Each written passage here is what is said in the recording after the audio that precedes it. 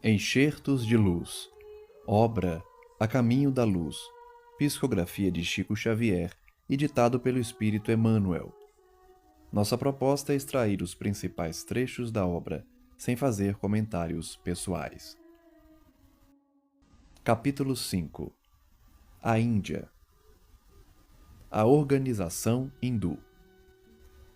Dos espíritos degredados no ambiente da terra, os que se gruparam nas margens do Ganges foram os primeiros a formar os pródromos de uma sociedade organizada, cujos núcleos representariam a grande percentagem de ascendentes das coletividades do porvir. As organizações hindus são de origem anterior à própria civilização egípcia e antecederam de muito os agrupamentos israelitas, de onde sairiam mais tarde personalidades notáveis como as de Abraão e Moisés. As almas exiladas naquela parte do Oriente muito haviam recebido da misericórdia do Cristo, de cuja palavra de amor e de cuja figura luminosa guardaram as mais comovedoras recordações, traduzidas na beleza dos Vedas e dos Upanishads. Foram elas as primeiras vozes da filosofia e da religião no mundo terrestre. Como provindo de uma raça de profetas, de mestres e iniciados, em cujas tradições iam beber a verdade os homens e os povos do porvir, salientando-se que também as suas escolas de pensamento guardavam os mistérios iniciáticos com as mais sagradas tradições de respeito. Os arianos puros. Era na Índia de então que se reuniam os arianos puros, entre os quais cultivavam-se igualmente as lendas de um mundo perdido, no qual o povo hindu colocava as fontes de sua nobre origem. Como os egípcios, os hindus eram um dos ramos da massa de proscritos da capela, exilados no planeta. Deles descendem todos os povos arianos que floresceram na Europa e hoje atingem um dos mais agudos períodos de transição na sua marcha evolutiva. Tanto que todas as línguas das raças brancas guardam as mais estreitas afinidades com o sânscrito, originário de sua formação e que constituía uma reminiscência da sua existência pregressa em outros planos. Os Mahatmas. Da região sagrada do Ganges partiram todos os elementos irresignados com a situação humilhante que o degredo na terra lhes infligia. Lá ficaram apenas as almas resignadas e crentes nos poderes espirituais que as conduziriam de novo às magnificências dos seus paraísos perdidos e distantes. Os cânticos dos Vedas são bem uma glorificação da fé e da esperança em face da majestade suprema do Senhor do Universo.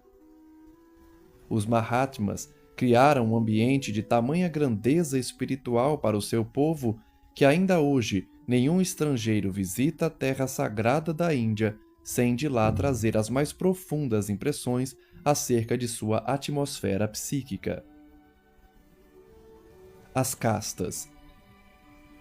O povo hindu, todavia, não obstante o seu elevado grau de desenvolvimento nas ciências do espírito, não aproveitou de modo geral como devia o seu acervo de experiências sagradas.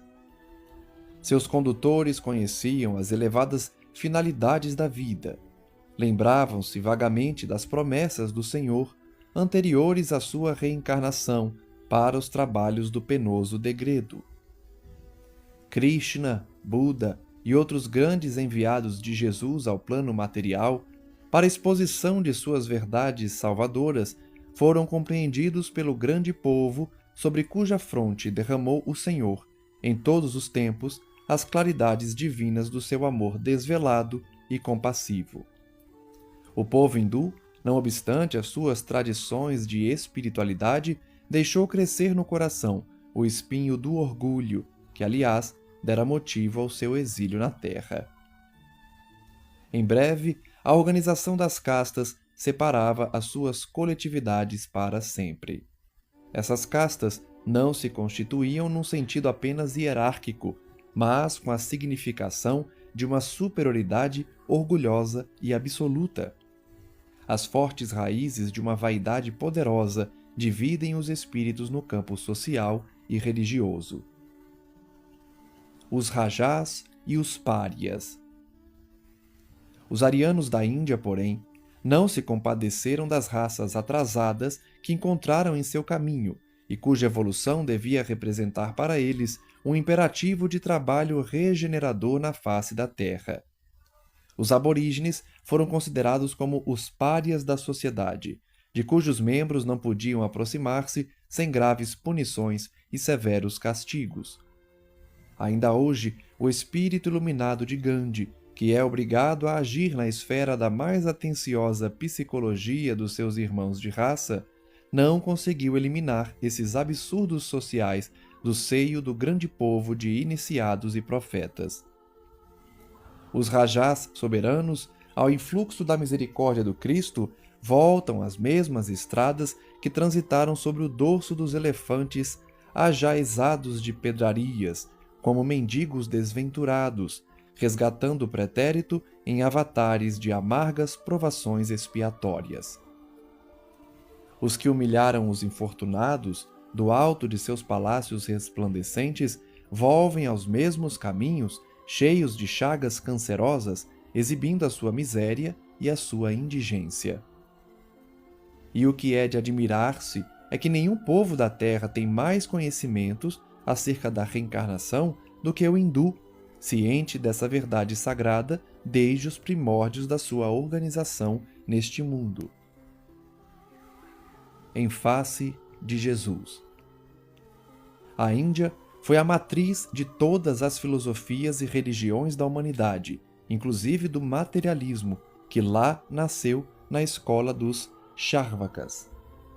Mas, acima dos seus yogis e de seus mahatmas, temos de colocar a figura luminosa daquele que é a luz do mundo, e cuja vinda à Terra se verificaria para trazer a palma da concórdia e da fraternidade para todos os corações e para todos os povos, arrasando as fronteiras que separam os espíritos e eliminando os laços ferrenhos das castas sociais para que o amor das almas substituísse o preconceito de raça no seu reinado sem fim.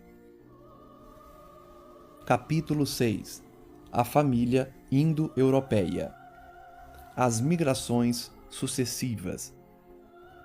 Se as civilizações hindu e egípcia definiram-se no mundo em breves séculos, o mesmo não aconteceu com a civilização ariana, que ia iniciar na Europa os seus movimentos evolutivos.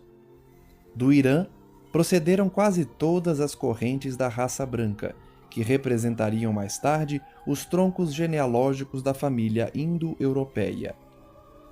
Pouco afeitos aos mistérios religiosos, que pela força das circunstâncias impunham uma disciplina de resignação e humildade, não cuidaram da conservação do seu tradicionalismo, na ânsia de conquistar um novo paraíso e serenarem, assim, as suas inquietações angustiosas. A ausência de notícias históricas. Aí reside a razão do escasso conhecimento dos historiadores acerca dos árias primitivos que lançaram os marcos da civilização europeia. Caminheiros do desconhecido erraram pelas planícies e montanhas desertas não como o povo hebreu, que guardava a palavra divina com a sua fé, mas desarvorados e sem esperança, contando apenas com as próprias forças em virtude do seu caráter livre e insubmisso. Suas incursões entre as tribos selvagens da Europa datam de mais ou menos 10 milênios antes da vinda do Cristo, não obstante a humanidade localizar-lhes a marcha apenas 4.000 anos antes do grande acontecimento da Judéia. Em vista de sua situação psicológica, os primitivos árias do Velho Mundo não deixaram vestígios nos domínios da fé, o único caminho daqueles tempos através do qual poderia uma raça assinalar sua passagem pela Terra. Não guardavam a história verbal de uma religião que não possuíam. mais revoltados e enrijecidos que todos os demais companheiros exilados no orbe terrestre, suas reminiscências da vida pregressa nos planos mais elevados, qual a que haviam experimentado no sistema da capela, traduziam-se numa revolta íntima, amargurada e dolorosa, contra as determinações de ordem divina. Apenas muito mais tarde, com a contribuição dos milênios, os celtas retornaram ao culto divino, venerando as forças da natureza junto dos carvalhos sagrados, e os germanos iniciaram a sua devoção ao fogo, que personificava a seus olhos a potência criadora dos seres e das coisas, enquanto outros povos começaram a sacrificar vítimas e objetos aos seus numerosos deuses. A grande virtude dos árias europeus. A misericórdia do Cristo, porém, jamais deixou de acompanhar esse grande povo no seu atribulado desterro. Enquanto os semitas e hindus se perderam na cristalização do orgulho religioso, as famílias arianas da Europa, embora revoltadas e endurecidas, confraternizaram com o selvagem, e nisso reside a sua maior virtude. Organizaram as primeiras noções políticas da vida coletiva, elegendo cada tribo um chefe para a direção de sua vida em comum. A agricultura, as indústrias pastoris, com elas encontraram os primeiros impulsos nas estradas incertas dos que descendiam do primata europeu. Bastou que inaugurassem na terra o senso de propriedade para que o germe da separatividade e do ciúme, da ambição e do egoísmo lhes destruísse os esforços benfazejos. O Mediterrâneo e o Mar do Norte. O Cristo sabia valorizar a atividade da família indo-europeia, que, se era a mais revoltada contra os desígnios do alto, era também a única que confraternizava com o selvagem, aperfeiçoando-lhe os caracteres raciais, sem esmorecer na ação construtiva das oficinas do porvir. Enviou-lhe emissários em todas as circunstâncias, atendendo-lhe os secretos apelos do coração no labor educativo das tribos primitivas do continente. A reencarnação de numerosos auxiliares do Mestre em seus labores divinos opera uma nova fase de evolução no seio da família indo-europeia, já caracterizada por expressões raciais as mais diversas. Os nórdicos e os mediterrânicos. O fenômeno das trocas e os primeiros impulsos comerciais, todavia, levantam uma longa série de barreiras entre as relações desses povos. De um lado estavam os nórdicos e de outro permaneciam os mediterrânicos, em luta acérrima e constante. A rivalidade acende nessas duas facções os focos da guerra, sob os céus tranquilos do velho mundo. E a linha divisória dos litigantes se alonga justamente no local onde hoje se traçam os limites da França e da Alemanha contemporâneas. É como se explica essa intensidade de aversão racial entre as duas nações, contadas entre as mais progressistas e operosas do planeta. O que se não justifica, porém, é a perpetuação dessas animosidades no curso do tempo, pelo que se impõe como imperativo constante a concentração de todos os pensamentos no objetivo da fraternidade geral. Origem do racionalismo. Os arianos da Europa não possuíram grandes ascendentes religiosos na sua formação primitiva. Em matéria de religião, quase todos os seus passos foram orientados pelos povos semitas e hindus, mas, pelo cultivo da razão, puderam aperfeiçoar a ciência até as culminâncias das conquistas modernas. O mundo, se muitas vezes perdeu com as suas inquietações e com as suas lutas renovadoras, muito lhes deve pela colaboração decidida e sincera no labor do pensamento, em todas as épocas e períodos evolutivos. As advertências do Cristo. A sua confraternização com os terrícolas primários encontrados no seu caminho constitui uma dívida sagrada da humanidade para com seus labores planetários. O Senhor da semeadura e da seara não lhes desconhece essa grande virtude, E é por isso que as exortações de toda a natureza são por ele enviadas do alto, nos tempos que correm, às nações europeias, a fim de que se preservem do extermínio e da destruição terrestre, arrancando-as do primitivismo para um elevado nível de aperfeiçoamento nos grandes trabalhos construtivos da evolução global. Faltaram-lhes os valores espirituais de uma perfeita base religiosa, situação essa para a qual concorreram, inegavelmente, na utilização do livre-arbítrio.